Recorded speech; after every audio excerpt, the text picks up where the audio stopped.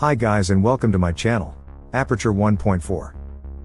Thank you for your time and interest. If you haven't already, please subscribe to my channel, activate the bell so you don't miss a video from me, and feel free to leave me a like, if you enjoyed the video. Today, I want to introduce you to a Minolta autofocus lens that is over 35 years old. It is the Minolta AF 4-4.5, 28 to 135 mm. It was introduced in 1985. At that time for Minolta's autofocus SLR cameras. The Minolta AF 28 to 135 mm, 4-4.5 was one of the first lenses Minolta released, when they switched their SLR cameras away from the MD mount, to the new mount with autofocus around 1985, Minolta AF. It was a pretty expensive lens at the time. I was able to buy my copy at auction a few years ago for under €100. It's made of glass and metal, the only visible plastic being the zoom and focus ring. Therefore it is heavy and weighs more than, for example, the Minolta AF 70 to 210 mm aperture 4, the well-known beer can.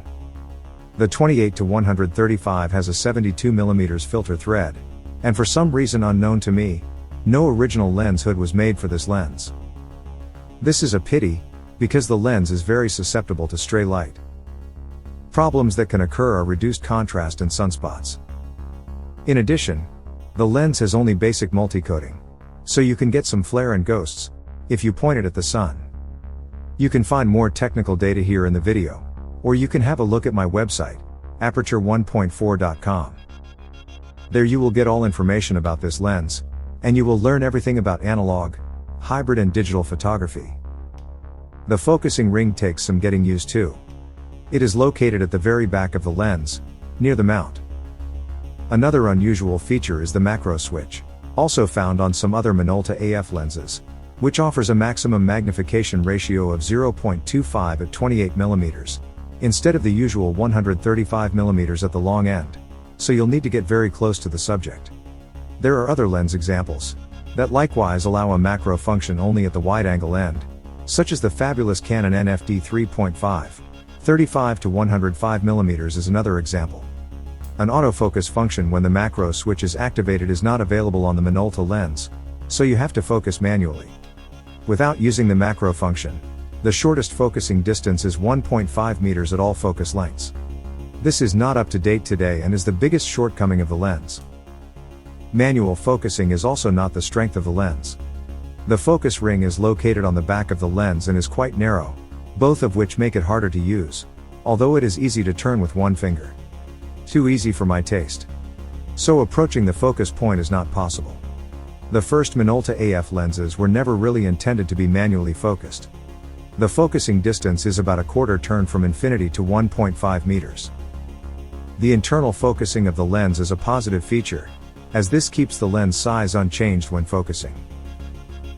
I personally use this lens as my standard zoom on my 35mm Minolta SLR cameras, like the Minolta 9000, 7000 or 9Xi. Less often it is used on my digital Sony cameras, as I have a wide range of native Sony lenses or adapted Canon F lenses for Sony cameras. The zoom range covers a wide range from moderate wide angle to medium telephoto. This makes this lens perfect for a wide range of everyday subjects. The speed is still in an acceptable range, with an aperture of 4 to 4.5. If you need a higher speed and more wide angle, you might want to choose a 2.8 24 to 70 mm, a much more expensive choice, at the expense of the telephoto range, or try out the much more expensive Tamron 2.0 to 2.8, 35 to 150 mm or its Samyang counterpart.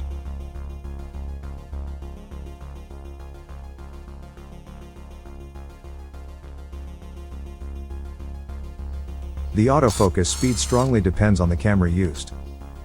On my Minolta 9000, the autofocus is slow as expected, but precise.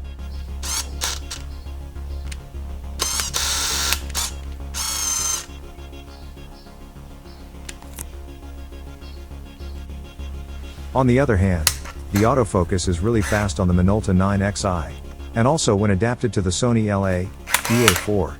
Here modified as a monster adapter without a partially transparent mirror, and with the possibility to use all autofocus points of my Sony A7 III, the autofocus is just as fast and precise.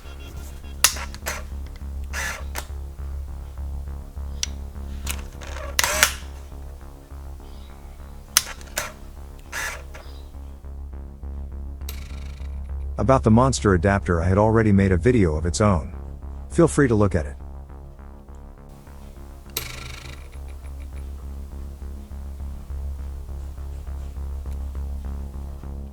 The mechanical quality of this old lens is very good.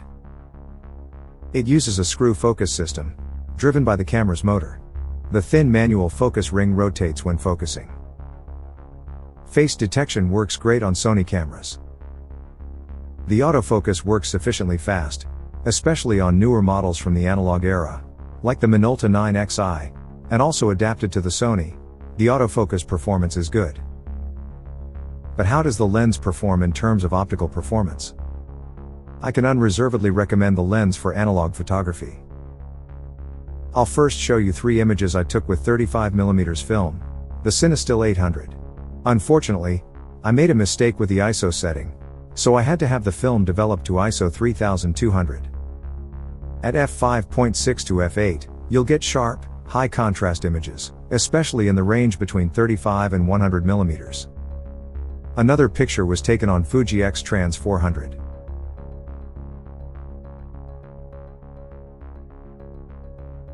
However, on my Sony a7 III, depending on the focal length used, I had to use aperture values between 8 and 11 for the lens to perform optimally. Here you can see some unprocessed RAW files, so you can better judge the performance of the lens on digital cameras. With a focal length of 35mm, aperture values 4 and 5.6 are rather unsuitable, if you want to ensure the most uniform sharpness possible from the center of the image to the corners. I recommend f11 for this purpose.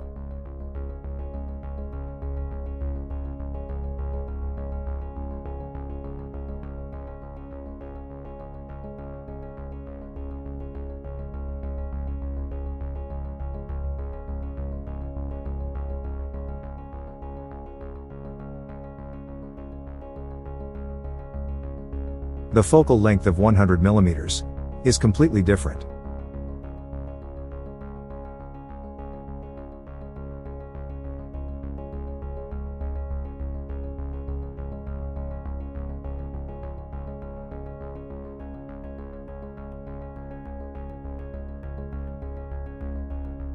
Here, a significant improvement can already be seen when stopping down to f5.6, which increases again at f8. For me, this is a very good image quality for such a lens.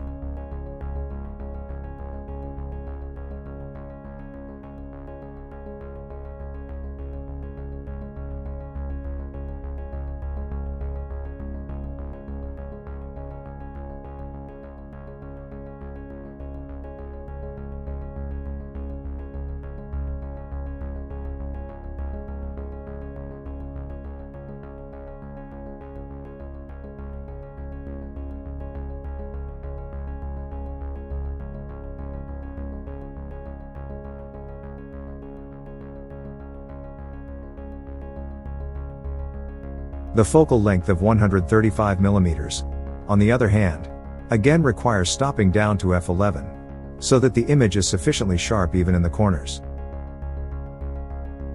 Of course, it is always a question of the motif, whether the corners of the image really have to be crisp for every shot.